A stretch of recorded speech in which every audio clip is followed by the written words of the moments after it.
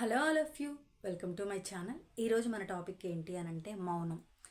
మౌనంకి చాలా శక్తే ఉంది అని నేను అనుకుంటాను. దాని గురించి అయితే ఈ వీడియోలో మనం చూద్దాం.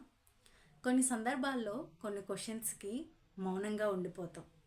మన పెద్దవాళ్ళు అంటారు మౌనంగా ఉంటే అర్ధ అంగీకారం అని. కానీ నాకు తెలిసినంత వరకు మౌనం అనేది కొన్ని ప్రశ్నలకి సమాధానం అని అయితే నేను అనుకుంటాను అనమాట. ఎందుకు అని అంటే నేను నార్మల్గా పాటించే ఒక విషయం అనమాట. మన వల్ల ఏదైనా ఒక చిన్న విషయం జరిగింది అన్నప్పుడు ఆ విషయానికి ఎదుటి వాళ్ళు ప్రశ్నల వర్షం కురిపిస్తూ ఉన్నప్పుడు వాళ్ళు వేస్తున్న ప్రశ్నలకి మనం సమాధానం చెప్పాలి అన్న కంగారులో గడగడగడ మాట్లాడేస్తుంటాము. మనం ఇవ్వాలనుకున్న వివరణని త్వరగా వాళ్ళకి చెప్పేస్తూ ఉంటాము. దాంట్లో నుంచి మళ్ళీ వాళ్ళు తప్పులు పడుతూ ఉంటారనమాట. కానీ నాకు తెలిసినంత వరకు ఏదైనా ఒక విషయం జరిగినప్పుడు ఎదుటి వాళ్ళ ప్రశ్నల వర్షం కురిపిస్తున్నప్పుడు మనం మౌనంగా కానీ ఉన్నాము అని అంటే చాలా ప్రశ్నలకి ఆ మౌనమే సమాధానం చెప్తుంది. ఎందుకు అని అంటే నువ్వు పాటించే మౌనం నీలో ఆలోచనని రేపుతుంది. ఆ ఆలోచన నువ్వు చేసిన పొరపాటు ఎక్కడ జరిగింది అని ఆలోచించుకునే టైం అయితే నీకు దొరుకుతుంది అనమాట.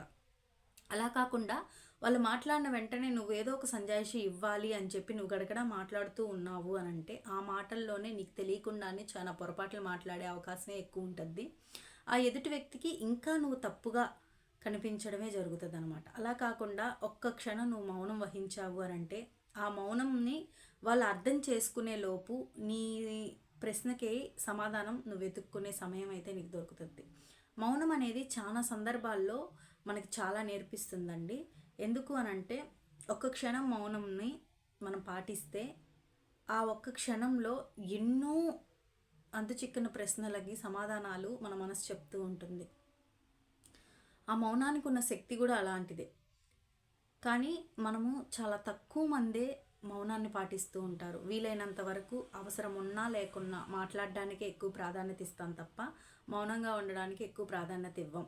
ఎందుకు ఇవ్వము అని అంటే మౌనంగా ఉన్నాము అని అంటే మనని చేతగాని వాళ్ళు అనుకుంటారు, లేదా మనకేం తెలియదు అనుకుంటారు అని చెప్పేసి మౌనంగా ఉండడానికి ఇష్టపడం. ఒక గ్రూప్ డిస్కషన్ జరుగుతుంది అనుకోండి, ఆ గ్రూప్ డిస్కషన్లో ఎవరి ఉద్దేశాలు ఎవరి అభిప్రాయాలు వాళ్ళు చెప్తూ ఉన్నారు. వాళ్ళతో సమానంగా మనం కూడా ముందుండి చెప్పేయాలి, మనల్ని కూడా వాళ్ళు మనకు అన్నీ తెలుసు అనుకోవాలి అని చెప్పి త్వరపడి మాట్లాడుతూ ఉంటాం తప్ప ఆ గ్రూప్లో ఒక వ్యక్తి ఖచ్చితంగా ఉంటారండి, మౌనం పాటించే వ్యక్తి. మీరు గమనించండి కావాలంటే, ఈ గ్రూప్ డిస్కషన్ అంతా జరుగుతూ ఉన్న ఎవరైతే హెడ్ ఉంటారో ఆ గ్రూప్కి తన యొక్క టోటల్ ఫోకస్ అంతా కూడా ఆ మౌనంగా ఉన్న వ్యక్తి మీదే ఉంటుంది. ఎందుకు అని అంటే ఇతడు మౌనంగా ఉన్నాడు అని అంటే ఏం ఆలోచిస్తున్నాడు. మీరు గడగడగడగడ ఇక్కడ మాట్లాడుతున్నప్పటికీ మీ మీద లేని ఫోకస్ ఆ మౌనంగా ఉన్న వ్యక్తి మీద ఉంటుంది. ఎందుకు ఉంటుంది అని అంటే అతను ఏం ఆలోచిస్తున్నాడు. ఇంత డిస్కషన్ జరుగుతున్నా కూడా తిరిగి ఒక్క సమాధానం కూడా చెప్పకుండా అతను ఏం ఆలోచిస్తున్నాడు అని చెప్పి ఆ యొక్క లీడర్ యొక్క ఫోకస్ ఆ మౌనంగా ఉన్న వ్యక్తి మీద పడుతుంది. అలాగే మనం ఏదైనా సరేనండి, ఒక ప్రశ్న ఎదుటి వ్యక్తి నుంచి రావడంతో వెంటనే తెలిసి తెలియని ఆన్సర్ వాళ్ళకి ఇవ్వడం కంటే కూడా 1 సెకండ్ or 2 సెకండ్స్ ఆగి ఆలోచించుకొని మౌనం పాటించి అర్థం చేసుకొని వాళ్ళు అడిగిన క్వశ్చన్ని ఆన్సర్ కానీ చేశాము అని అంటే వీలైనంత వరకు చాలా సమస్యలకి పరిష్కారం దొరికేస్తుంది అనమాట.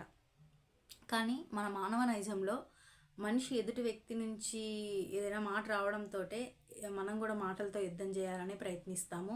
వీలైనంత వరకు మనం గ్రేట్ లేదా మనకు అన్నీ తెలుసు అనే ఎదుటి వ్యక్తి ముందు చెప్పుకోవాలి అనే ఎవరమైనా కూడా మెయిన్లీ ఆలోచిస్తాం.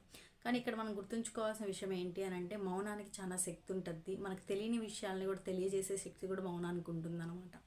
ఆ ఒక్క క్షణం మౌనం మనం తీసుకున్నాము అని అంటే ఆ మౌనంలో మనల్ని మనము ఏం మాట్లాడాలి, ఏం మాట్లాడితే ఆ సందర్భానికి అనుకూలంగా ఆ సందర్భాన్ని మనకు అనుకూలంగా మార్చుకోగలం, అండ్ ఏ సమాధానం ఇస్తే ఆ ప్రజెంట్ ఉన్న సిట్యువేషన్ని మనం దాటేయగలం అన్న చాలా విషయాలకైతే మౌనం సమాధానం చెప్తుంది.